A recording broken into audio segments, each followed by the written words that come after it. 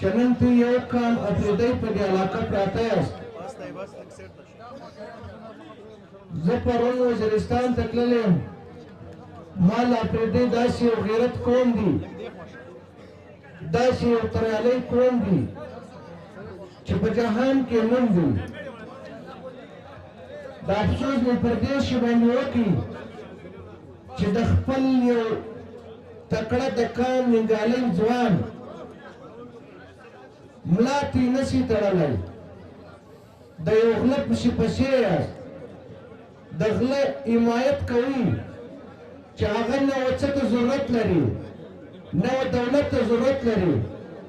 نه ملکۍ ته ضرورت لري، نه سرمایې ته ضرورت لري. د هغه سړي ملاتړ نه کوي چې د غله حمایت کوي. افسوس پر دې خبره ده چې یو داسې ځوان ما ته درولی دی چې هغه نه دولت ضرورت لري، نه د عزت ضرورت لري، نه د ملکۍ ضرورت لري، نه د شهرت ضرورت لري. دا ما په حقیقت سره داسې په زور د اپرېدو مشرانو موږ دا خاص وټې ته کوو. که چیرې په دا 10 کاله یا په 15 کاله ستې غمخوره پیدا شوی دي، خو د هغه ملاتړ اوس هم وکړي. که ستې د قوم سره بد کړي دي، ستې د قوم لاسونه یې ورتړلي دي، ستا د قام فیصلې یې کړي دي، ستا د قام بدنامي یې راوړې ده، دا پکار د دې ځوانانو د دې مشرانو د ملکانو دپاره چې په دا خپل ګریواني کې دې وګورې، شخصیت ته ووټ ورکړي، د ملپاپرستو ته یې مه ورکوي چې خپل د کور ملپاپرستي لري او هغه ووټ غواړي. او کوم چا چې لالچ کړی دي، زموږ پښتانه په دې موږ خوار یو. هر سړی نن د ملک تیږه خان دي، دی د قوم سوچ نه لري، د خپل د کور سوچ لري، د خپلې خېټې سوچ لري. دا پکار ده چې د ځوانان دا سپین ږیري په خپل ګروانو کې وګورئ چې بس دی د خدای دپاره په دې قام باندې رحم وکړي، د دې قام پر ځوانانو رحم وکړي، پر خپلو بچیانو باندې رحم وکړي، د مستقبل سوچ وکړي. په تا کې ولې دومره سړی نشته؟ څه وجه ده چې د بیابانه یو سړی پر تا راځي، دلته پر تا باندې معتبري جوړوي؟ دا د قام ګناه ده، د قام د مشرانو ګناه ده. دا زه ورته د اپرېدو خواست کوم، که مې انتفاق نه وکړي دا یې بدر بدر یاست، داسې به مظلومه یاست لکه دا کوم چې اوس یاست. دا په انتفاق کېږي دا خبره. دوی د کار خبره کول، دوی په دا 10 کاله کې وکتل چې د خلکو کوم حالات دي. بلکل دا نفسي سوچ صحیح دی. یو ملک خبره وکړ چې بیا هغه ولاړ شي پر اسلام آباد کې کښېني. زه نالت پر داسې خپل لیډر باندې وایم چې دی د قام په مابینځ کې نه کښېني، دی ما سره کارکون جوړېږي او دی د دې قام په مابینځ کې نه کښېني. دا به قام زما ستا سره وعده وي چې دا اجاز خان به د هر قام د اپرېدي څخه یو سړي څخه به یو نمایندګي اخلي. دا په یوه سړي نه کېږي. دا یو کال نمایندګي به زه دا قام ستا سره وعده کوم، ته به راولاړېږې، د خپل قام د هر شاخ خپل خدمت به کوې او د خپل قام روزګار به پیدا کوې او د خپل قام اسپتال به پیدا کوې او د خپل قام روډ به پیدا کوې او د خپل قام اسکول به پیدا کوې، د خپل قام به ټرانسفارمر پیدا کوې. دا به زما ستاسو سره وعده وي چې د هر قام به یو ځوان ملک سپین ږیری، دا نه ځوان چې د دې قام خدمت کولی شي، غلا نه کوي، دوکه د قام سره نه کوي، وقام ته بدنامي نه راوړي. حق سړی به زموږ ستاسو سره وعده وي. زه به دا یو سړی نه کوم. دا به یې کار اجاز نه وي. نو ته حساب وکړه چې د دې څو قومه پرېدی دي،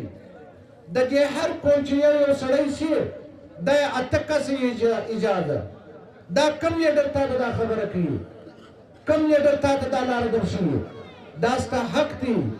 ته به د دې اجاز سره په مقابل کې په یو رقم باندې یې، ستا او د ده به پکچر پې د دی به په اسمبلۍ کې ناست، ته به پر بار ناست دی، ته به د ده نمایندګي کوې. موږ دا سوچ راخیستې دي دا زموږ صوبایي صدر لالي شاه ته ما داسې ویلي دي ما لالي شاه که دې د باجوړ سیټ و د خیبر خدمت به وکړې که د خیبر خدمت سیټ و د باجوړ خدمت به وکړم که د چمن سیټ و د خیبر نه به وکړم که د خیبر و د چمن نه به وکړم ما دا سوچ راخځلي نه ما درنه سیاست کړی دی نه ملک ایجاد سیاست کړی دی شکر کې الحمدلله خپل د بچانو روزي په خپل لاس په خپل موټی یې ګټو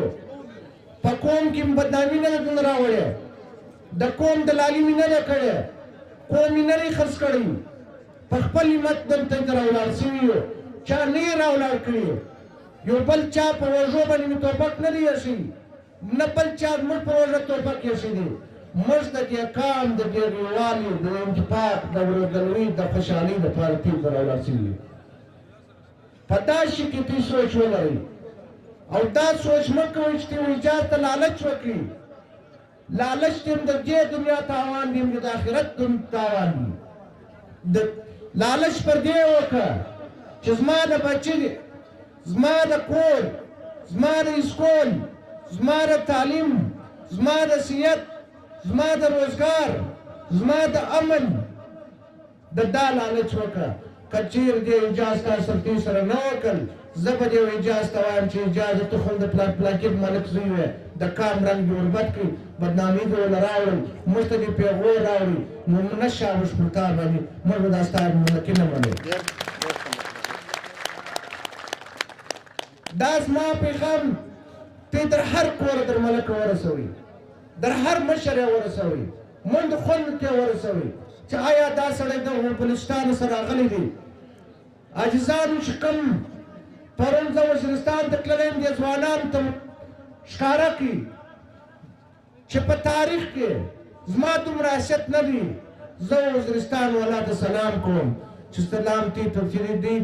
دومره ناامید دومره محبت یې ما ته راکړي شاهد ہو سکتا ہے پر ما ډېر دی دومره حیثیت ما دی نه مگر د دې قام درد وکړي چې کوم محبت ما ته راکړي نن د دنیا سیاسیان باندې پروي دا نو زه څنګه یې روم زه به څنګه د دې سره وفایي کوم اجزانو دا حالات دي رحیم خان مړ شو د یو سیاسي بیان ما نه ورودي چې د دې مذمت یې وکړي دا لږ زما سره اتحاد وکړي ولکه ما وګټل زه به ستا در جنډه لاندې زه به ستا سره اعلان کوم او زه به ستا سره ورورګلوي پالم او ستا سوچ او ستا فکر زما د خاندان او زما د کور سره یو دی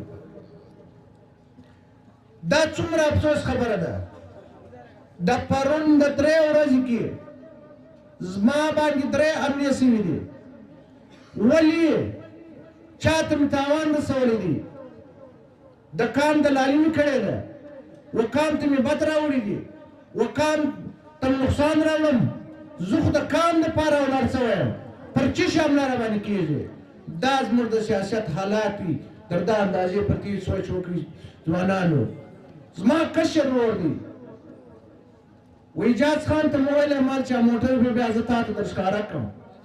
دا څومره افسوس خبره ده چې پر ما پر بچانو باندې زه د کام دپاره ولاړ شوی یم د کام د انتفاق دپاره ولاړ شوی یم د کام د امن دپاره ولاړ شوی یم د کام د تعلیم دپاره ولاړ شوی یم د کام د روزګار دپاره ولاړ شوی یم او خلک مې وژني ولې دومره ارزانه یم دا سیاسیان ته دا اوس حالات وګورئ چې خلک په کم نامه باندې کم کارونه نه کوي دا اجاز خان ته ما وویل ما ورته که تا و چاته لالچ ورکړي زه ستا مرکې نه منم لالچ مه ورکوه دا کام په سوال ما مخته کوه دا کام د سترګې مه کښته کوه ځان ته وکام ته دا ووایه